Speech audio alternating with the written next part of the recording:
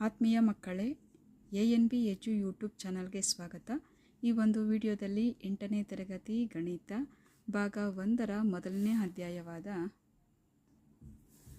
ಭಾಗಲಬ್ಧ ಸಂಖ್ಯೆಗಳು ಈ ಅಧ್ಯಾಯದ ಕುರಿತು ಅಭ್ಯಾಸಿಸೋಣ.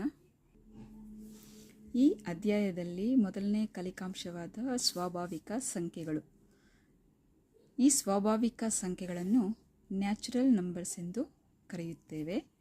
ಸ್ವಾಭಾವಿಕ ಸಂಖ್ಯೆಗಳೆಂದರೆ ಎಣಿಕೆಯ ಸಂಖ್ಯೆಗಳಾದ 1, 2, 3, 4, 100, 1000, ಲಕ್ಷ ಹೀಗೆ ಸಂಖ್ಯೆಗಳು ಮುಂದುವರಿಯುತ್ತೆ.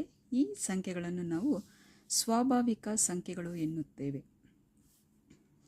ಸ್ವಾಭಾವಿಕ ಸಂಖ್ಯೆಗಳನ್ನು n ಎಂಬ ಅಕ್ಷರದಿಂದ ಸೂಚಿಸುತ್ತೇವೆ. ಯಾಕಂದರೆ ಇಲ್ಲಿ ಫಸ್ಟ್ ಲೆಟರ್ ಬಂದು ನ್ಯಾಚುರಲಲ್ಲಿ n ಇರೋದ್ರಿಂದ ನಾವು n ಎಂಬ ಅಕ್ಷರವನ್ನು ಸೂಚಿಸುತ್ತೇವೆ.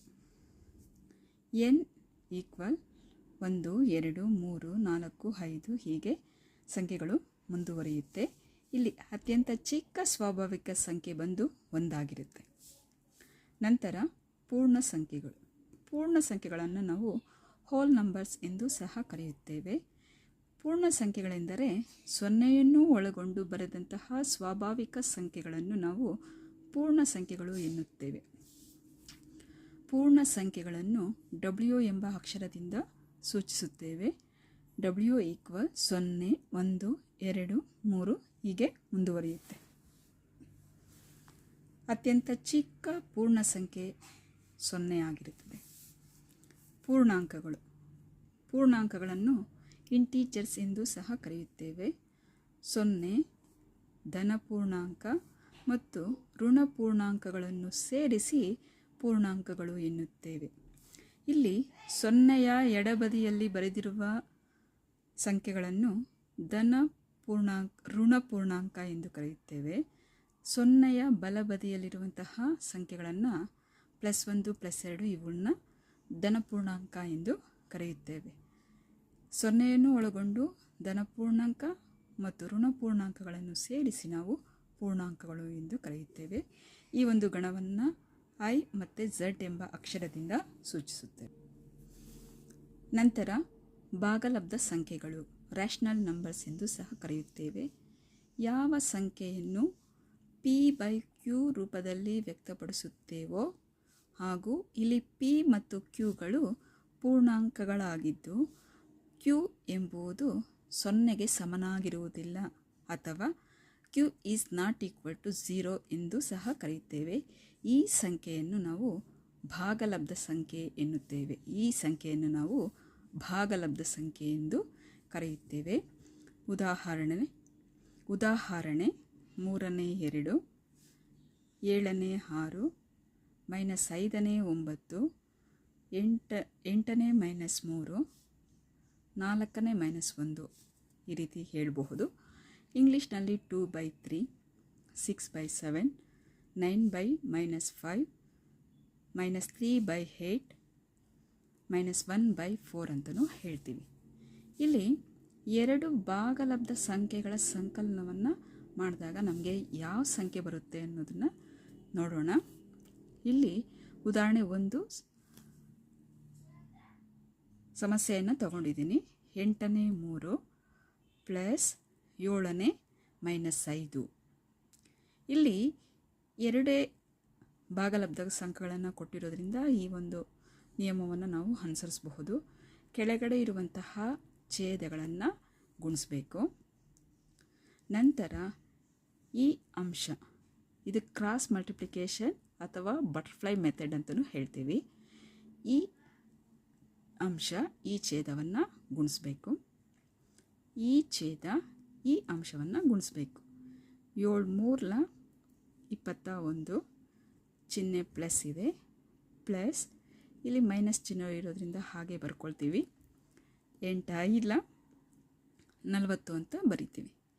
ನಂತರ ಇದಕ್ಕೆ ಬ್ರಾಕೆಟ್ ಇರೋದ್ರಿಂದ ಇವೆರಡರ ಚಿಹ್ನೆಯ ನಡುವೆ ಇಂಟು ಇದೆ, ಅಂದರೆ ಗುಣಿಸಬೇಕು ಅಂತ ಹೇಳುತ್ತೆ. 21 ಪ್ಲಸ್ ಇಂಟು ಮೈನಸ್ 40 ಆಗುತ್ತೆ. ಛೇದದಲ್ಲೇ 56 ಇದೆ, ಹಾಗೆ ಬರ್ಕೊಳ್ತೀವಿ. 56 ಇಲ್ಲಿ ಪ್ಲಸ್ ಇದೆ, ಇಲ್ಲಿ ಮೈನಸ್ ಇರೋದ್ರಿಂದ ಒಂದು ಪ್ಲಸ್ಸು ಒಂದು ಮೈನಸ್ ಇದ್ದಾಗ ವ್ಯವಕಲನ ಮಾಡಬೇಕಾಗುತ್ತೆ, ಕಳಿಬೇಕಾಗುತ್ತೆ. 40ರಿಂದ 21 ಕಳೆದಾಗ 19 ಆಗುತ್ತೆ. ಇವೆರಡರಲ್ಲಿ ದೊಡ್ಡ ಸಂಖ್ಯೆ ಬಂದು 40. ಅದರ ಮುಂದೆ ಇರುವಂತಹ ಚಿಹ್ನೆಯನ್ನು ಇಲ್ಲಿ ಬರೀಬೇಕಾಗಿರುತ್ತೆ. ನಾವು ಎರಡು ಭಾಗಲಬ್ಧ ಸಂಖ್ಯೆಗಳ ಸಂಕಲನ ಮಾಡಿದಾಗ ಬಂದಿರುವಂತಹ ಸಂಖ್ಯೆಯೂ ಸಹ ಭಾಗಲಬ್ಧ ಅಂತ ಇಲ್ಲಿ ಗುರುತಿಸಬಹುದು. ಮತ್ತೊಂದು ಉದಾಹರಣೆಯನ್ನು ತಗೊಂಡಿದ್ದೀನಿ. 7ನೇ 4 ಪ್ಲಸ್ 11ನೇ 6 ಅಂತ. ಇಲ್ಲೂ ಸಹ ಛೇದಗಳನ್ನು ಗುಣಿಸ್ಕೊಂಡು ಕೆಳಗಡೆ ಛೇದದಲ್ಲಿ ಬರೀಬೇಕು, ಅಥವಾ ಕ್ರಾಸ್ ಮಲ್ಟಿಪ್ಲಿಕೇಶನ್ ಅಥವಾ ಬಟರ್ಫ್ಲೈ ಮೆಥಡ್ ಅಂತಲೂ ಹೇಳ್ತೀವಿ. ಈ ಹೊರೆ ಗುಣಾಕಾರ, ಈ ಅಂಶನ ಈ ಛೇದನ ಗುಣಿಸ್ಬೇಕು, ಅಂಶದಲ್ಲಿ ಬರೀಬೇಕು. ಈ ಛೇದನ ಈ ಅಂಶನ ಗುಣಿಸಿ ಅಂಶದಲ್ಲಿ ಬರೀಬೇಕು.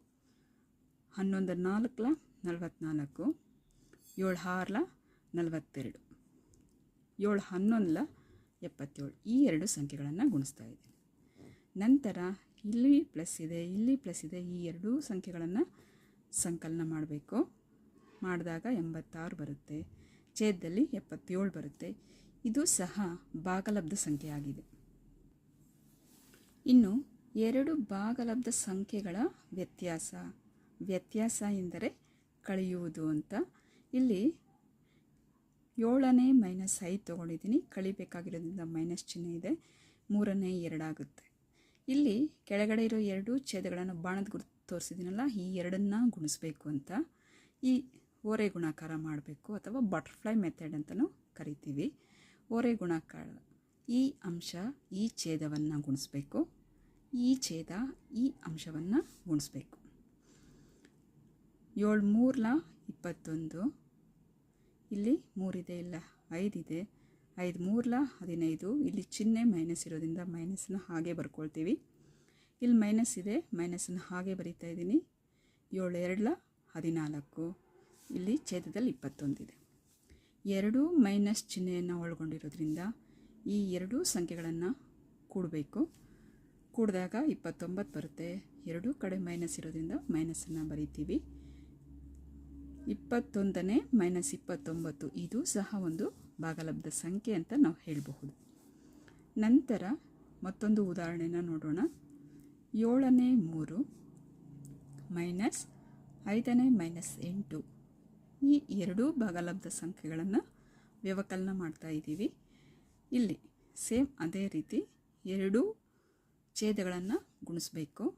7 5 35, ಇದನ್ನು ಹೊರೆ ಗುಣಾಕಾರ ಅಥವಾ ಬಟರ್ಫ್ಲೈ ಮೆಥಡ್ ಅಂತಲೂ ಕರಿತೀವಿ. 5 3 15, ಮೈನಸ್ ಚಿಹ್ನೆ ಇದೆ, ಅದನ್ನು ಹಾಗೇ ಬರ್ಕೊಳ್ತೀವಿ. ಇಲ್ಲಿ ಮೈನಸ್ ಚಿಹ್ನೆ ಇರೋದ್ರಿಂದ ಆವರಣದ ಒಳಗಡೆ ಬರ್ಕೋಬೇಕು. 7 8 56 ಬರೆದು ನಂತರ ಇಲ್ಲಿ 15 ಇದೆ, 15 ಹಾಗೆ ಬರ್ಕೊಳ್ತೀವಿ. ಈ ಎರಡೂ ಚಿಹ್ನೆಗಳ ಮಧ್ಯೆ ಬ್ರಾಕೆಟ್ ಇದ್ದರೆ ಅದರ ಅರ್ಥ ಗುಣಿಸು ಅಂತ. ಗುಣಿಸಿದಾಗ ಮೈನಸ್ ಇಂಟು ಮೈನಸ್ ಪ್ಲಸ್ ಆಗುತ್ತೆ 56. ಛೇದದಲ್ಲಿ 35 ಇದೆ, ಹಾಗೆ ಬರ್ಕೊಳ್ತೀವಿ. ಎರಡೂ ಕಡೆ ಪ್ಲಸ್ ಇರೋದ್ರಿಂದ ಕೂಡಿದಾಗ 71. 35ನೇ 71 ಎಂಬುವ ಸಂಖ್ಯೆಯೂ ಸಹ ಭಾಗಲಬ್ಧ ಸಂಖ್ಯೆ ಎಂದು ಹೇಳಬಹುದು. ನಂತರ ಎರಡು ಭಾಗಲಬ್ಧ ಸಂಖ್ಯೆಗಳ ಗುಣಲಬ್ಧವನ್ನು ಕಂಡುಹಿಡಿಯೋಣ. ಇಲ್ಲಿ ಎರಡು ಭಾಗಲಬ್ಧ ಸಂಖ್ಯೆಗಳನ್ನು ತಗೊಂಡಿದ್ದೀವಿ. 3ನೇ -2 ಇಂಟು 5ನೇ 4, ಈ ಎರಡೂ ಸಹ ಭಾಗಲಬ್ಧ ಸಂಖ್ಯೆಗಳು. ಇಲ್ಲಿ ಇಂಟು ಇರೋದ್ರಿಂದ ಗುಣಿಸ್ಬೇಕು. ಇಲ್ಲಿ ಗುಣಿಸುವಾಗ ಅಂಶವನ್ನು ಗುಣಿಸ್ಬೇಕು, ಛೇದವನ್ನು ಗುಣಿಸ್ಬೇಕು. ಅಂಶ -2 ಇದೆ, ಇಂಟು 4 ಇದೆ, ಅಂಶದಲ್ಲಿ ಬರ್ಕೊಂಡಿದ್ದೀನಿ. ಛೇದದಲ್ಲಿ 3 ಇದೆ, 3ನ ಹಾಗೆ ಬರ್ಕೊಂಡಿದ್ದೀನಿ. ಇಂಟು ಬರ್ಕೊಂಡು ಛೇದದಲ್ಲಿ 5 ಇದೆ, ಅದನ್ನು ಗುಣಿಸ್ಬೇಕು. ಇಲ್ಲಿ ಮೈನಸ್ ಇದೆ, ಇಲ್ಲೇನೂ ಇಲ್ಲ ಅಂದರೆ ಚಿಹ್ನೆ ಪ್ಲಸ್ ಇರುತ್ತೆ. ಮೈನಸ್ ಇಂಟು ಪ್ಲಸ್ ಮೈನಸ್ 2 4 8 ಆಗುತ್ತೆ. ಇಲ್ಲಿ ಛೇದದಲ್ಲಿ 3 5 15, 15ನೇ -8 ಎಂಬುದು ಸಹ ಒಂದು ಭಾಗಲಬ್ಧ ಸಂಖ್ಯೆ ಅಂತ ಹೇಳಬಹುದು. ನಂತರ ಎರಡನೇ ಒಂದು ಉದಾಹರಣೆ. -4/5 ಅಥವಾ 5ನೇ -4 ಇಂಟು 11ನೇ -6 ಅಂತಿದೆ. ಇಲ್ಲೂ ಸಹ ಗುಣಾಕಾರ ಇರೋದ್ರಿಂದ ಅಂಶದಲ್ಲಿರುವಂತಹ ಸಂಖ್ಯೆಗಳನ್ನು ಗುಣಿಸಿ ಅಂಶದಲ್ಲಿ ಬರೀಬೇಕು, ಛೇದದಲ್ಲಿರುವಂತಹ ಸಂಖ್ಯೆಗಳನ್ನು ಗುಣಿಸಿ ಛೇದದಲ್ಲಿ ಬರೀಬೇಕಾಗುತ್ತೆ. ಇಲ್ಲಿ -4 ಇದೆ, ಹಾಗೆ ಬರ್ಕೊಳ್ತೀವಿ, ಇಂಟು -6 ಇದೆ. ಕೆಳಗಡೆ ಛೇದದಲ್ಲಿ 5 ಇದೆ, ಇಂಟು 11 ಇದೆ. ಮೈನಸ್ ಇಂಟು ಮೈನಸ್ ಪ್ಲಸ್ 4 24 ಆಗುತ್ತೆ. 5 11 55. ಇದು ಸಹ ಭಾಗಲಬ್ಧ ಸಂಖ್ಯೆ ಅಂತ ಹೇಳ್ತೀವಿ. ನಂತರ ಎರಡು ಭಾಗಲಬ್ಧ ಸಂಖ್ಯೆಗಳ ಭಾಗಲಬ್ಧವನ್ನು ಕಂಡುಹಿಡಿಬೇಕು. ಉದಾಹರಣೆ ಒಂದನ್ನು ತಗೊಂಡಿದ್ದೀನಿ. 3ನೇ -5 ಭಾಗಿಸು 5ನೇ 2 ಅಂತ. ಇಲ್ಲಿರೋ ಹಂತ ಚಿಹ್ನೆಯ ಎಡಬದಿಯಲ್ಲಿರುವಂತಹ ಒಂದು ಭಾಗಲಬ್ಧ ಸಂಖ್ಯೆಯನ್ನು ಹಾಗೇ ಬರ್ಕೊಳ್ಬೇಕು. ಇಲ್ಲಿ ಭಾಗಿಸು ಚಿಹ್ನೆಯನ್ನು ಗುಣಿಸುವಾಗಿ ಪರಿವರ್ತಿಸ್ಕೊಳ್ತೀವಿ. ಇಂಟು ಡಿವೈಡೆಡ್ ಬೈ ಇರೋದು ಇಂಟು ಅಂತ ಹಾಕ್ಕೊಳ್ತೀವಿ. ಈ ಬಲಬದಿಯ ಚಿಹ್ನೆಯ ಬಲಬದಿಯಲ್ಲಿರುವಂತಹ ಭಾಗಲಬ್ಧ ಸಂಖ್ಯೆಯ ವ್ಯುತ್ಕ್ರಮ ತೆಗೆದುಕೊಂಡಾಗ 5ನೇ 2 ಇರೋದು 2ನೇ 5 ಆಗುತ್ತೆ. ಬರೆದುಕೊಂಡಿದ್ದೀನಿ. ಬರೆದ ನಂತರ ಈಗ ಗುಣಿಸ್ಬೇಕಾಗುತ್ತೆ. ಅಂಶದಲ್ಲಿರುವ ಸಂಖ್ಯೆಗಳನ್ನು ಗುಣಿಸಿ ಅಂಶದಲ್ಲಿ, ಛೇದದಲ್ಲಿರುವಂತಹ ಸಂಖ್ಯೆಗಳನ್ನು ಗುಣಿಸಿ ಛೇದದಲ್ಲಿ ಬರೀಬೇಕು. ಮೈನಸ್ ಇಂಟು ಪ್ಲಸ್ -5 25 3 6 ಅಂತ ಹೇಳ್ತೀವಿ. ಇದು ಸಹ ಭಾಗಲಬ್ಧ ಸಂಖ್ಯೆ ಅಂತ ಹೇಳಬಹುದು.